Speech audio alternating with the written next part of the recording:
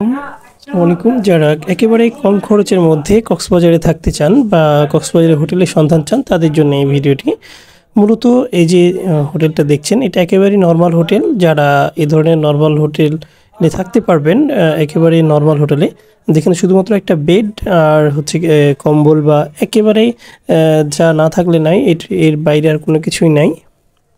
তো এরকম হোটেলে যারা থাকার চিন্তাভাবনা করে থাকেন বা করবেন, থাকতে পারবেন, তারা কিন্তু এই হোটেলে থাকতে পারেন। এটার অবস্থান হচ্ছে কক্সবাজারের শহরের সাইডে, বারবি মার্কেট যেতে হাতের বামে লাল দিঘির সাইডে পড়বে।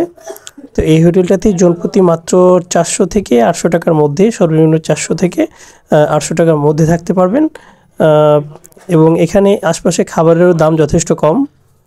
এরপরে আপনি এখানে থাকলে অ্যাটাচ বাথরুম পাবেন এবং বাথরুম ছাড়াও রুম পাবেন।